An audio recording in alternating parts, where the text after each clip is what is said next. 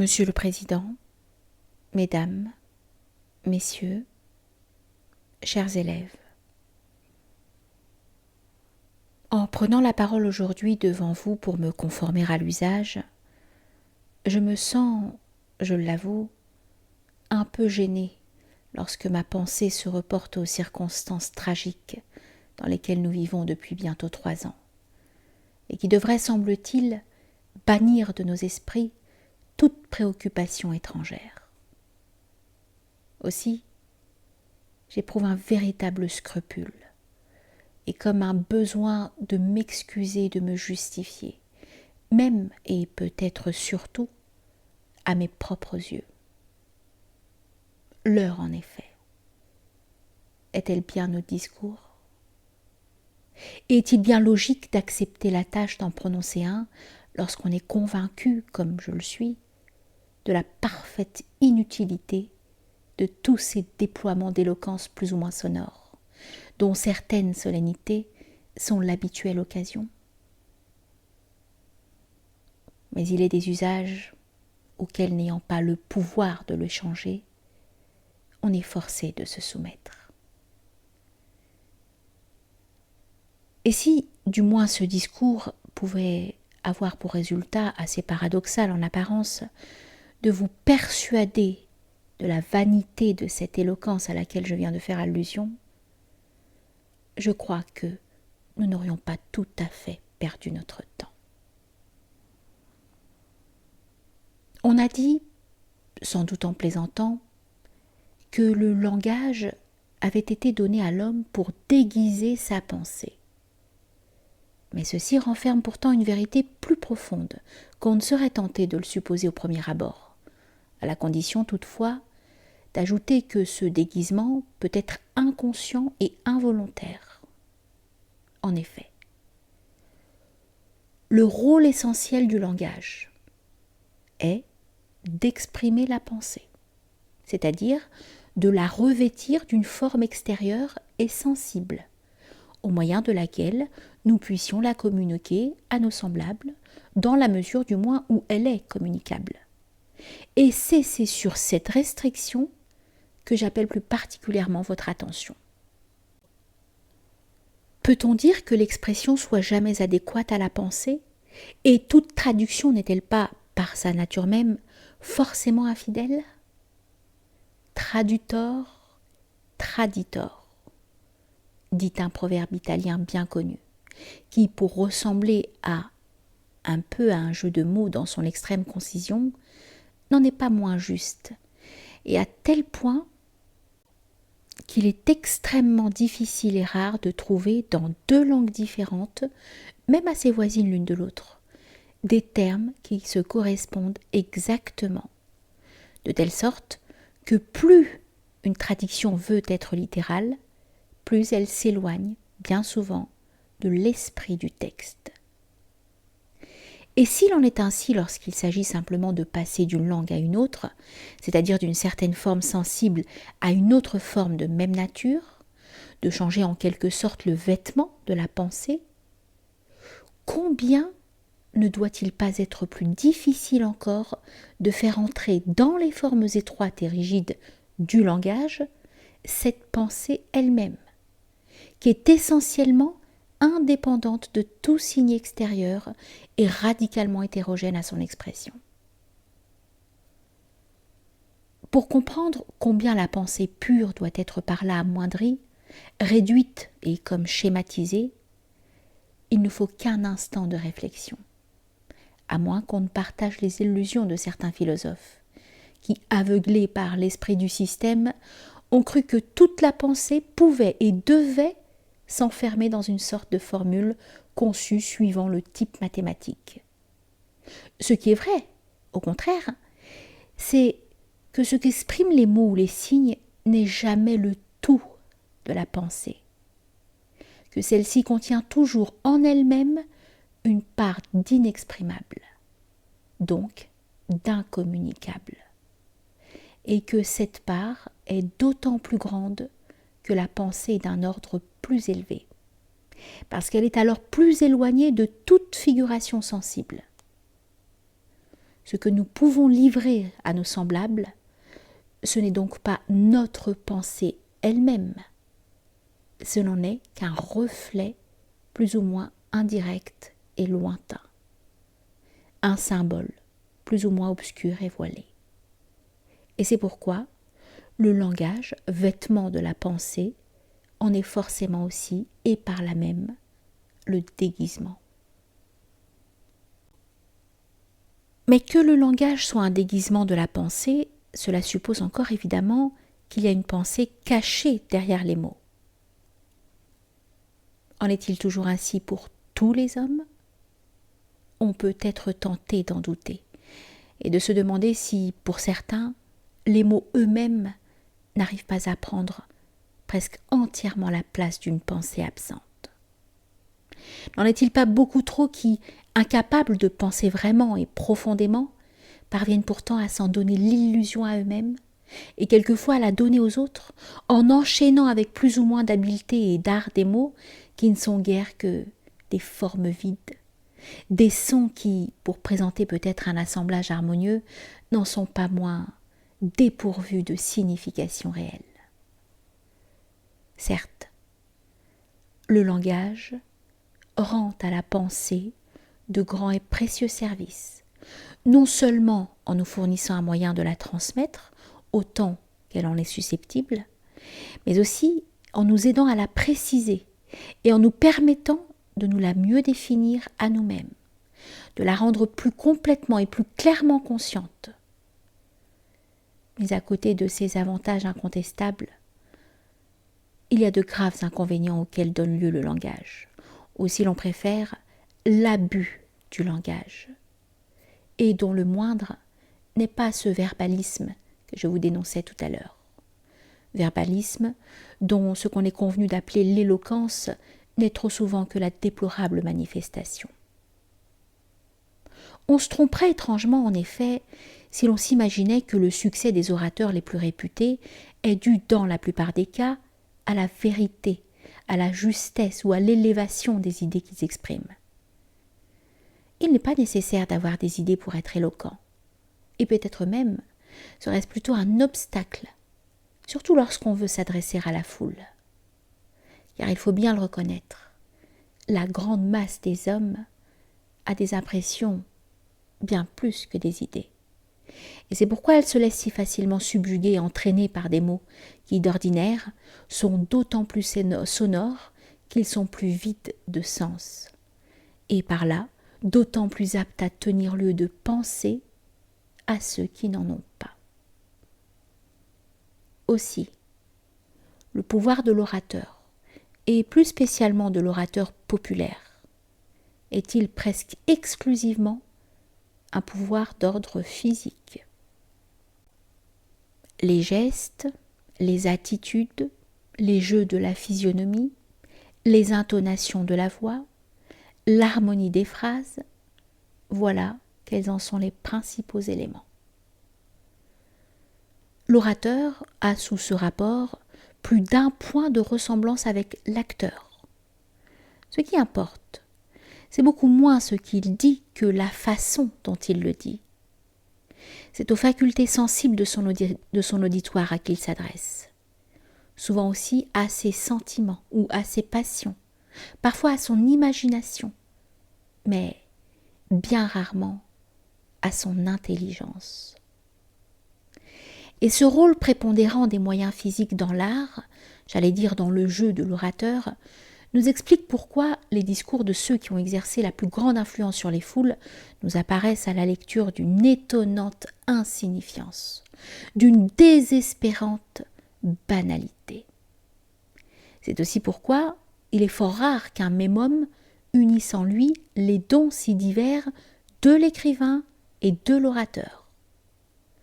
L'écrivain, qui n'a pas à sa disposition les mêmes moyens extérieurs, a besoin de qualités d'un tout autre ordre, moins brillantes peut-être, mais aussi moins superficielles et plus solides au fond. Et d'ailleurs, l'œuvre de l'orateur n'a sa raison d'être que dans une circonstance déterminée et passagère, tandis que celle de l'écrivain doit avoir normalement une portée plus durable. Du moins, il devrait en être ainsi. Mais bien entendu, il y a en fait bien des écrivains dont les phrases ne contiennent pas plus de pensée que celles des orateurs dont je viens de parler. Et bien de la littérature qui n'est en somme que de la mauvaise éloquence, et qui, fixée sur le papier, n'a même pas les charmes artificiels que pourrait lui prêter une diction agréable ou savante. Et naturellement, en m'attaquant à l'éloquence verbale, j'entends y faire rentrer aussi, et au même titre, toute cette vaine littérature. Maintenant, quelles sont les causes qui donnent naissance à ce verbalisme creux et stérile ? Elles sont sans doute assez complexes, et je ne voudrais pas m'engager ici dans une étude trop approfondie de cette question. Il se peut que, parmi ces causes, il y en ait qui soient inhérentes à la nature humaine en général, ou plus particulièrement au tempérament de certains peuples ou de certains. Mais c'est aussi, en partie, une affaire d'éducation. Comme les Athéniens autrefois, les Français ont assez généralement la réputation d'avoir un goût exagéré pour l'éloquence. D'aucuns disent pour le bavardage. Et dans cette critique, que nous adressent même nos meilleurs amis, il y a quelque chose de vrai. Je devrais dire plutôt, il y avait quelque chose de vrai. Car aujourd'hui, fort heureusement pour nous, il semble que les choses aient un peu changé. Mais j'y reviendrai tout à l'heure. Je viens de vous dire que l'on comparait volontiers sous ce rapport les Français aux Athéniens. Faut-il admettre, pour l'expliquer, que notre tempérament national se rapproche étrangement de celui des anciens Grecs ? Je ne le crois pas. Je croirais plutôt qu'une telle similitude, qui ne se fonde sur aucune communauté de race, se justifie seulement par l'influence exagérée et trop exclusive que la civilisation hellénique a exercée sur la nôtre, c'est-à-dire qu'elle est surtout le produit artificiel d'une certaine éducation. Assurément, il ne faut ni méconnaître ni mépriser ce qu'ont fait les Grecs dans divers domaines. Mais il ne faut pas non plus, dans l'excès d'une admiration qui touche parfois au fanatisme, croire qu'il n'existe rien qui vaille en dehors de ce qu'ils ont fait, ni se refuser à voir, à côté de leurs mérites qui sont très réels, leurs défauts qui ne le sont pas moins, et dont un des plus marqués est précisément la fâcheuse tendance au verbalisme. Ce défaut est nettement sensible jusque chez les plus grands d'entre eux. Et chez Platon lui-même, le type le plus représentatif peut-être de la mentalité hellénique, la dialectique trop subtile pour qu'il l'examine en toute impartialité et en évitant de s'en laisser imposer par la beauté de la forme, apparaît souvent comme n'étant au fond qu'un amusement assez vain, qui repose beaucoup plus sur les mots que sur les idées, et qui ne saurait conduire à aucune conclusion vraiment profonde. J'ai parlé de la beauté de la forme. C'est que les Grecs, il ne faut pas l'oublier, étaient avant tout des artistes, qu'ils l'étaient en tout ce qu'ils faisaient, et qu'ils poussaient à l'extrême le culte de la forme, au détriment de la profondeur et de l'étendue de la pensée. On pourrait même dire sans aucune exagération qu'ils ne concevaient rien au-delà de la forme et de ses limitations, à tel point que, pour eux, fini et parfait étaient des termes synonymes. Sans doute, l'art en lui-même n'est ni à négliger, ni à dédaigner, mais il faut savoir mettre chaque chose à sa place et ne pas permettre à ce culte de la forme, légitime quand il ne dépasse pas certaines bornes, d'envahir le domaine de la pensée pure, ni d'autre part de réagir outre mesure sur le domaine de l'action. Et pourtant, n'est-ce pas là ce qu'on a fait trop longtemps, sous l'influence et à l'imitation de la civilisation grecque ou gréco-latine ? Et beaucoup d'entre nous, ceux du moins dont la culture fut à peu près exclusivement littéraire, n'ont-ils pas encore à regretter d'avoir reçu une éducation toute verbale, qui trouvait sa plus complète expression dans le discours latin, exercice aujourd'hui tombé dans l'oubli ? On peut déplorer la tendance qui pousse certains à abandonner complètement l'étude de l'Antiquité. Mais la connaissance réelle et exacte de cette Antiquité est tout autre chose que cette rhétorique puérile, qui ne consistait guère qu'en un assemblage de formules copiées servilement ou apprises de mémoire et appliquées indistinctement à tous les sujets. Au lieu que l'idée fût indépendante du mot, comme elle doit l'être naturellement, c'était le mot qui, au contraire, devenait indépendant de l'idée et usurpait sa place. Cependant, les Français n'ont jamais, autant que les Grecs, abusé de l'éloquence, et elle n'est jamais parvenue à absorber la totalité de leur existence nationale. La Grèce antique est morte de cet abus. La France, elle, n'en mourra pas. Nous avons suffisamment prouvé déjà que nous étions heureusement capables d'autre chose que de discourir, et nous continuons à le prouver chaque jour. Et c'est bien là, précisément, ce qui montre le caractère assez artificiel qu'avait chez nous ce goût de l'éloquence. Les circonstances l'ont rapidement, sinon fait disparaître tout à fait, ce qui ne pouvait se produire d'un seul coup, du moins relégué au dernier plan. On peut dire, sans rien exagérer, que c'est une véritable victoire que nous avons ainsi remportée sur nous-mêmes, sur nos anciennes habitudes. Et ces victoires-là ont leur importance, car elles sont une condition des autres, de celles que nous devons remporter sur l'ennemi. L'éloquence n'est plus guère à la mode, et il est facile de s'apercevoir qu'elle a singulièrement perdu de son prestige. Depuis le début de cette guerre, en effet, qu'est-ce qui a le plus fortement frappé les esprits? La proclamation de Gallieni aux Parisiens, l'ordre du jour de Joffre lors de la bataille de la Marne, celui de Pétain à Verdun. Quelques lignes très simples, disant nettement ce qu'elles veulent dire, sans grands mots, sans détour et sans ornement inutile, sans aucune vaine phraséologie. Et c'est cela qui restera, croyez-le bien, et qui laissera une impression autrement durable que les plus beaux discours des hommes politiques, dont certains pourtant sont pleins d'un incontestable talent. L'éloquence a reçu un coup dont elle ne se relèvera peut-être jamais. Il n'y a pas lieu de le déplorer. Ne nous laissons plus duper par les mots, comme cela nous est arrivé trop souvent, et sachons désormais dans tous les domaines regarder en face les réalités, les voir telles qu'elles sont. Voilà assurément une des premières leçons que nous devrons tirer des événements actuels, si nous ne voulons pas avoir souffert en vain. Nos héroïques soldats perdent-ils la moindre partie de leur temps en discours et en déclarations? Non, car ils ont plus et mieux à faire, et ils le savent bien. Res non verba. Ce que nous attendions d'eux, ce sont des actes, non des paroles, et ils tiennent. Et vous aussi, chers élèves, quand le moment sera venu pour vous de quitter ce collège, vous aurez mieux à faire que de vous attarder au jeu de l'éloquence.